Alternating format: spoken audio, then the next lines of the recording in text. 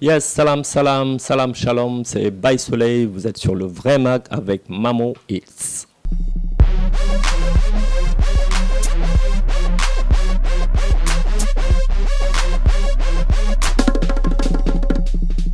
Bonjour, c'est Baye Soleil, je suis artiste, là j'évolue dans la mode maintenant, mais artiste avec un, je ne vais pas dire un petit A, parce qu'avec plusieurs casquettes, slash j'ai commencé par la danse avec un groupe qui s'appelait Frère You. Après, j'ai évolué dans la musique avec le groupe Positive Black Soul, dans lequel je m'occupais de tout ce qui est stylisme aussi, danse, chorégraphie, scénographie pour les scènes et tout le côté aussi identité visuelle dans les vidéos et tout. Maintenant, je suis carrément dans la mode avec la marque Bulldove. Mon premier geste du matin, avant même de parler, il ne faut pas qu'on parle déjà, je suis un pro-caffeinating. Avant de faire quoi que ce soit, il faut que je prenne mon petit café. C'est mon péché mignon avant quoi que ce soit. Est-ce que je suis inspiré le matin? Mon inspiration déjà est continuelle et fatigante. J'ai des acouphènes créatifs, même des fois quand je dors. Il m'arrive de me lever, faire des enregistrements, noter des couleurs ou des lignes ou des formes. L'inspiration le matin, ouais. Mais je suis plus inspiré entre genre 4 heures du matin. C'est là que c'est là que ça descend, que le truc descend, quoi. C'est même pas de l'inspiration, c'est des directives, c'est des trucs qu'on me conseille peut-être. Je sais pas qui, mais ça vient comme ça. Du coup, ouais, je suis inspiré le matin, le soir, quand je dors. Des fois, ça vient même en rêve tout le temps. Oui, si j'étais une spécialité, une pratique sénégalaise, je serais une solidarité culinaire.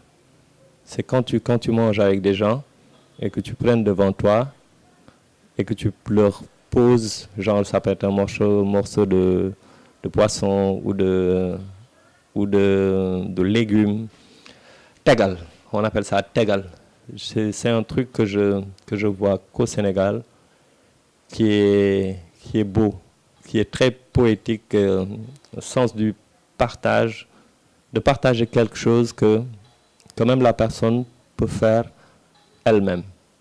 Je trouve ça beau. Si je devais faire le résumé de Bulldove, ce serait quoi? En fait, ce serait plusieurs médiums artistiques qui se retrouvent dans le médium de la mode. Ce serait de la photographie, ce serait de la peinture, ce serait de la danse, ce serait de la musique, ce serait de la scénographie, mais sous le médium de la mode. En somme, je crois, c'est c'est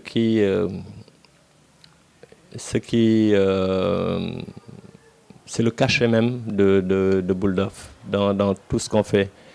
Il nous arrive d'écrire des collections comme si on faisait un album musical avec des parties, avec des sonorités.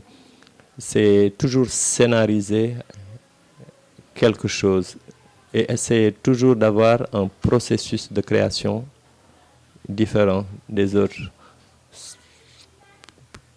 sur n'importe quel thème. C'est avoir un processus de création différent dans un panoramique sans ne rien laisser au hasard.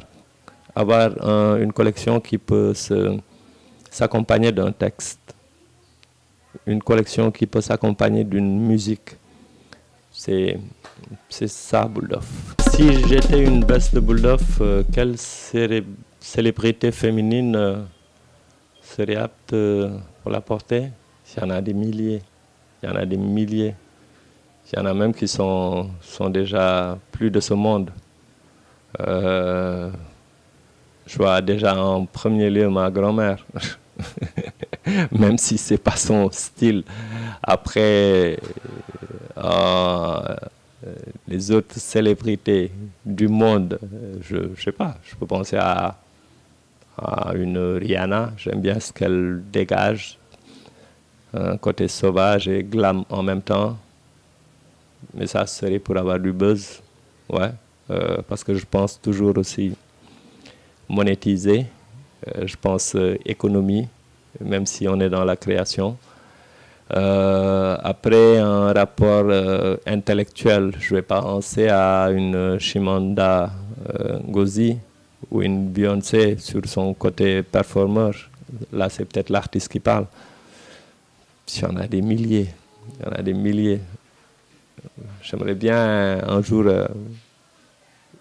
dans le passé habiller Aline Sitoé. Mon regard sur le tissu artistique sénégalais, c'est un... Il y a des coups de cœur et des coups de gueule. Je vois une scène entreprenante qui arrive avec une génération fraîche. Je ne parle même pas de la mienne, c'est la génération qui est derrière. Que ce soit dans le hip-hop, avec des jeunes comme Deep. J'adore aussi la constance d'un Nix, cette fraîcheur. J'adore dans la manière de faire des vidéos et tout, les Black Anis, dans l'art, la peinture, tout ça. Je vois une génération aussi qui monte, qui en veulent. C'est les Badou Jack.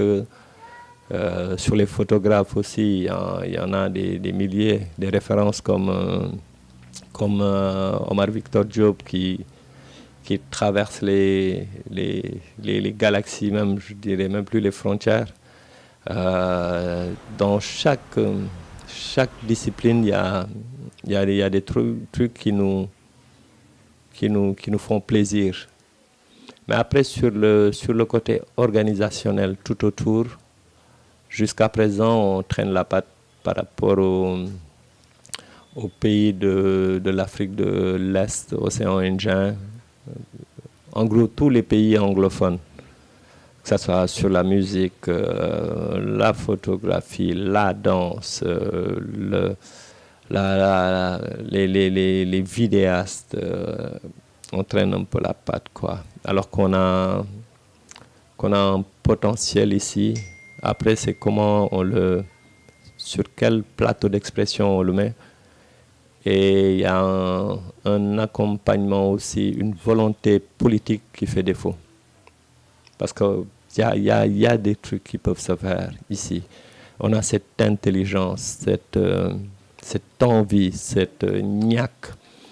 Après, il faut penser économie créative, encore une fois, qu'on dépasse le folklore qu'il y a dedans.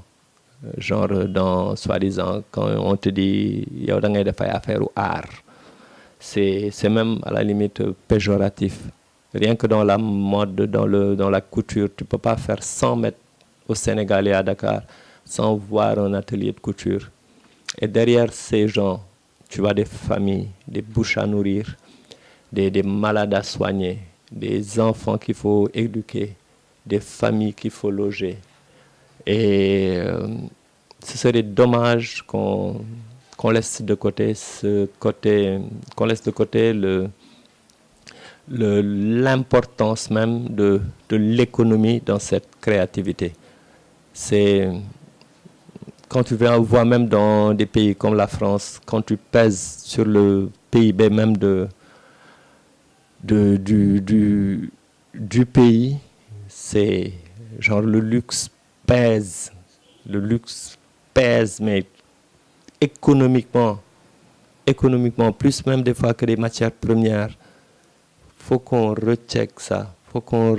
C'est, à un moment donné, ça devient triste pour toute cette manne. Sur la dernière performance qu'on a faite, c'était au Pullman. C'était pour la collection Sunugal, la pirogue. Et le thème, c'était déjà un questionnement sur le dilemme entre l'arbre et la pirogue, sur une citation inspirée d'une citation sur laquelle j'étais tombé par hasard, d'un proverbe mélanésien qui questionnait sur le rapport entre l'arbre et la pirogue. Ce questionnement, ce dilemme entre s'ancrer sur ses sources ou voyager vers l'autre. Tous, on a ce problème dans nos têtes. Même nous, à un moment donné, on était partis en France avec la marque et pour rester à Avignon, là où habite Laure même. C'est toujours un éternel questionnement. Est-ce qu'on reste? Est-ce qu'on part? Mais ça nous a permis, à un moment donné, déjà de voir tout ce qu'on avait dans notre route, dans notre terre ici, et ce qu'on pouvait avoir là-bas. Et au final, sur cette citation, il y est dit que c'est avec l'arbre qu'on construit la pirogue. Et nous, présentement, ce qu'on essaie de faire, c'est de faire voyager même nos racines. C'est un ancrage dans nos valeurs, notre source, et une ouverture aussi au monde. C'était le thème de la collection. Après, en inspiration graphique, c'est les décorations des pirogues. D'où pendant la performance, les mannequins sont venus même en pirogue. C'était un thème de la mer et le public a très très bien apprécié. J'espère que vous aurez l'occasion aussi, pour ceux qui n'étaient pas là, de voir les images et pouvoir apprécier cette dernière collection été de Boule d'Œuf. Pour les projets, il y en a plein, hein, il y en a plein. On ne va pas trop s'étaler dessus, mais ça va être encore du Boule d'Œuf, un peu fou comme d'habitude, mais il y a plein de défis qu'on va essayer de relever encore une fois. Et c'est un éternel recommencement. C'est toujours un apprentissage, que ce soit sur les thèmes abordés, sur les matières. Essayer aussi d'arriver à un niveau dans le travail compétitif, même à l'international. Présenter des choses de qualité ici aussi et avancer avec les autres.